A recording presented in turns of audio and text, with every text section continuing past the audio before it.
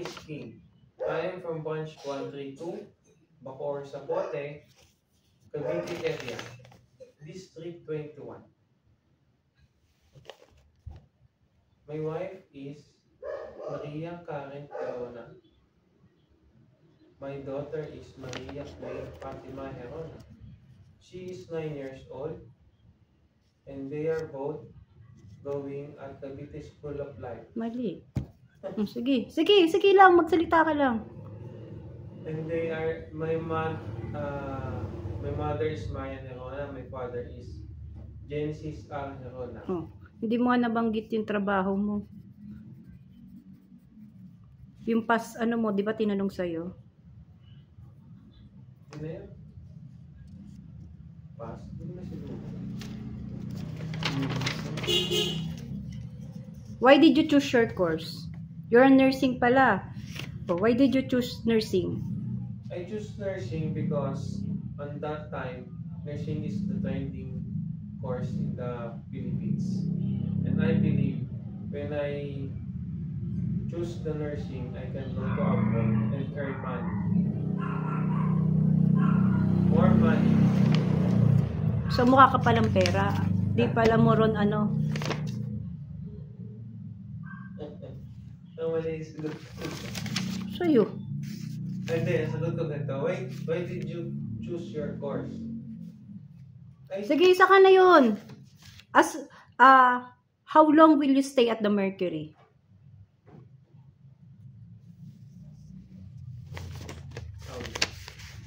Anong impisa nun? Sa pinunta na natin? How long?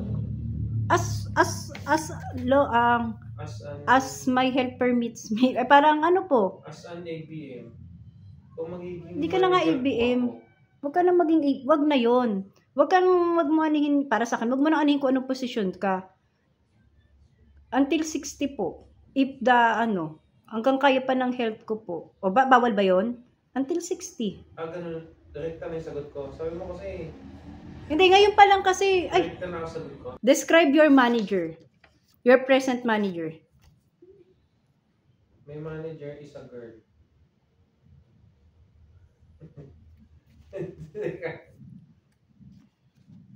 Grabe mo, parang dapat Gusto ko pag tinuruan kita. Gusto ko mo. Hindi ko umpisan yung... Oh. Oh. Why do you want to become a BM? Describe your manager. Describe your manager. Oh, ganito yan. Ako na lang. Dito na ngayon. Na. How are you? O sige, ganun pala manager mo. Now is your time. How are you as a boss? Good afternoon. Good afternoon. How are you as a boss? Nandito na tayo sa set of question eh. How are you as a boss? Ako, as a boss, I will... Dito, maganda dito, pag how are you as a boss, magsasabi ka dito ng linyahan ng pang-leader. As a good leader, yung parang pinakita mo din sa akin dati na leader is not ganto-ganto, dapat follower ka. Yung may quote kang binigay na ganun. Dito, pasok tayo ng quote dito. Oh. Ulitin ko ha. Until when will you stay at MDC? I will stay at MDC until my last break. Diba sabi mo bawal nga? Ayun na, isipin mo to. Wag ka kasi king... What do you think is the most challenging work of a BM? Para sa akin, ang pagiging BM, pinaka most challenging. Wait lang. Magtatanong siya kung sisira natin kasi di ba tabi niya. Tatanungin kita ulit. Bakit uulit ba daw siya? Nakasama rin siya? O sige.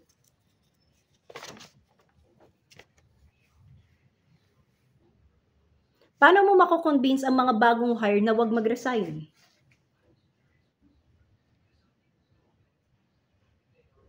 Para po makonvince ko ang mga bagong hire na hindi mag-resign, una ko i-example yung sarili ko.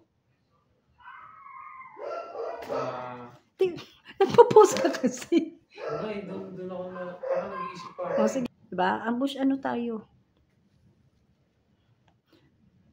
O, BM ka na. Ano gagawin mo para ma-maintain yung inter-branch relationship nyo? Ay, interrelationship, sorry. Inter-branch. At hindi matakot sa mga empleyado. As BM, kung ako man kung as BM, kung ako ang hawak sa branch ko, una-una kung... Nung hawak ka sa branch ka, BM ka, hawak ka. Pag nasa branch na po ako, hindi kasi hawak ka mo, malamang BM ka ni. As a BM po, ako po, ipapa-implement ko, siguro ganito. As a BM, I-implement, ang right term dito.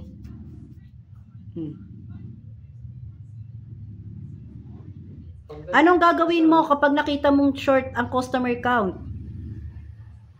Short ng customer count. Ano yung konti lang pumupunta sa inyo? Customer count. Una-una kong gagawin is to have a meeting with my supervisors and tell the problem about our lacking of customers and hingan ko sila ng suggestion para sa mas para magkaroon pa kami ng maraming customer. And pangalawa, imi-meeting ko din ang mga ranks ko kasama ang supervisor para sa mga suggestion nila. Pangatlo, i-list ko yung mga suggestion nila at pipiliin ko yung mga the best answers na pwede ko mai-apply sa branch namin. And then pang-apat, I have to decide whatever it takes for me.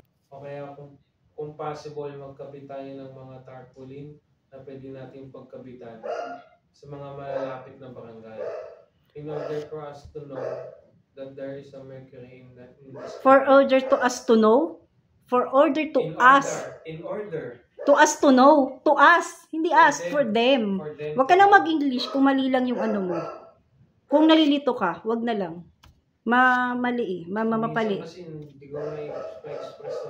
Mamamali ka lang, kaya magtagalog ka na lang. Okay lang naman Taglish, di ba? What can the company expect from you? The company expects from me. Di ba? Mali ka. Ano the company expect from me? What can I contribute to my company? Hindi, wag ka na mag-English please. Wag ka na mag-English. Paano ko tatagalogin yun? What can you contribute and expect? Anong aasahan sa'yo ng company? Anong mapapala sa'yo ng company? Ako? Pag po ako ako po ay parang sinuwerte. Kung ako po ay bibigyan ng chance na mapahawak ng isang store sa gagawin ko po ang lahat ng aking makakaya na maano yung store, ma-improve, ma-exceed pa yung sale, ma-reach yung quota, or kung kaya po, ma-exceed pa yung sale. Lahat po ng pinagkatiwala sa akin, nyo po, at nyo pong mga ni Sir Steven, na ganyan-ganyan, gagawin ko po lahat. Parang mag-e-effort. Hindi mo makasagot ko Please lang. Kasi kung parang hindi ako pag di ako komportable nakapwesto, apektuhan din yung... So ngayon, masanay ka na. Hindi kasi sila ang mag-a-adjust para sa'yo. Ayun nga eh. Diba? Hindi mo pwedeng sabihin na hindi ako sanay dito sa Makati, so ganito lang ako. Ikaw ang mag-a-adjust para sa mo. Hindi ako galit inaano ko lang sa'yo na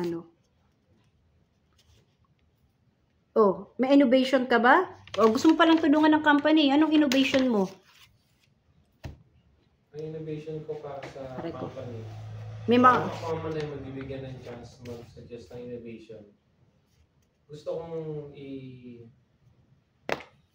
i-suggest ang vending machine. Sa ganitong paraan, magkaroon po ng mas accessible na way na pagbili ang customer na hindi na siya pipila sa mahabang pila. Di na siya mag-i-spend ng time sa mahabang pila. Sabi mo pila sa pila. O kahit po kulang kami ng tao, pag may maliban po sa self-service, may ano pa rin po kami, yung bento na kaya na nilang magre-refill na sila doon, maghuhulog lang sila ng pera nila. Para kasing ano yun eh. Gets mo magawa na tayo ng ano. Bakit pagod tayo kalayo kung tatanungan lang para tayo na... Hindi, at least na ano mo na yung sarili mo. O ano ba tong mga short, short na to? Ano tong mga offense mo? Anong nangyari dito? Explain. Meron po akong type C offense. Yun ay dahil sa kakaroon dispensing ako. And dahil doon... Nung PA po ako, siguro yun mo na sabihin mo. Kasi, ano po yan, nung bago pa lang po ako sa Mercury, nung PA po ako. Kasi baka sabihin, wrong dispensing lang. Itong offense mo noong 2014. May sinabi, sir? Ano yung 2040 na yun? Ano ka nun? Yung offense ko noong 2014, yan po yung baka pa ako. Yung mga items yan na nilagay sa red box, and then abutan po ng expiration. Yung late na namin nakita, nung nakita namin, expired na siya. Kaya po, nagkaroon ako ng type C. Ito lang ba nakita ni sir? Ito lang? Ay, di yan. Eh, isa pa. Meron pa pala. Nung PA pa po ako. Ano to? Dalawa lang ba? Dalawa lang ba? Nagkaroon po ako ng... Ito yung kay Sir Edmar? Hindi. Minus lang yung kay Sir Edmar. Ma'am Sandine. Bago ako naging PA. Oo, yung 1 year yun, no? Wrong dispensing. Kaya po ngayon, may picture na pong, ngayong magiging BM na ako. May po itong ipapatupad sa bunch natin. Ito, triple checking para may iwasan hindi mo na yun, ha? Wrong dispensing. Hindi. Lagi na po ako nag-check ng mga gamot, lalo na sa mga liters. Kasi po if your church customer exceed their limit, are you going to allow them to purchase pa? Hindi na po. Kasi po kapag lumagpas po tayo sa limit, credit limit ng isang charge customer, ay disciplinary action na po siya ng times. Paano kung nagpipilit si customer ba? Ano ba to? Customer company? Ipapaliwanag ko na lang po sa kanya na pag nag-exceed po tayo doon, subject for disciplinary action po kami. Talk to the customer and explain in a polite manner when you cannot serve them anymore. Siguro pwede mo itong banggitin. Kausapin mo ng maayos si customer na sa rulings namin. BM ka na. Ano palang priority mo as a BM? May priorities as a BM. Unang-una po ay maabot natin yung quota ng branch. Maging maayos ang inventory. Less than 50,000 hanggat maaari. Huwag mo na sabihin, ayusin lang yung inventory. Alam mo na, alis. Yan ang sabihin yun. Less than, wala nga dapat Wala nga dapat. Ibig sabihin, pag 49,000, okay na sa'yo. Kailangan ma-maintain natin ang good result ng inventory. Ano pa? Complain to? Ba't ko? Tapos magkaroon tayo ng cleanliness sa branch. Alagaan natin ang mga equipments ng mga branches natin, yung mga aircon, computers, para po magkaroon po tayo ng maganda at maayos na workplace. Tingin mo, bakit kailangan may isang BM? Anong importansya ng BM sa isang workplace? Ang importansya ng isang branch manager sa isang workplace. Ikaw siya po ang nagsisilbing ganun. Yan. Sige, pwede naman. Siya po ang nagsisilbing. Sige, tama. Dapat ikaw. BM? Sige. Sige. Ako po ang magsisilbing. Pwedeng ako ba? O siya po. Ano ba? Sige, game. Ako po ang magsisilbing tagapag-alaga ng negosyo ni Mercury. Tama ba yan? Hindi ko rin Ako magiging Nakalagay dito kasi big responsibility, Ako ang magsisibing chain of command, accountable for everything in the branch. Tama naman. Hindi ko lang alam kung paano sagutin to ng Tagalog. Hindi naman, importance of BM. As a BM, yun. Paano ayos yun? Accountable leader. Big responsibility, chain of command, saka accountable for everything in the branch. How long are you planning to stay in the company? Ulit-ulit tayo nito. Nakalagay dito, 60 years old. Up to what extent my health permits me? Basahin mo to, Han. Huwag ka munang mga ML, mga ano-ano. Hindi nakakatulong. Ang dami pang hindi masagot. Alam mo pero hindi malabas sa utak mo.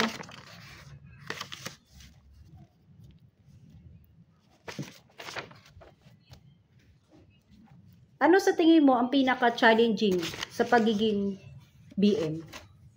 Para sa akin, ang magiging pinaka-challenging para sa akin as Na pwede kong ma-encounter. ay yung unang-una is to attain yung quota natin, yung sales performance natin. Pangalawa, inventory management. Pangatlo, personal management. So what is personal management? Ang personal management, dito po natin ito po yung magkakaroon ng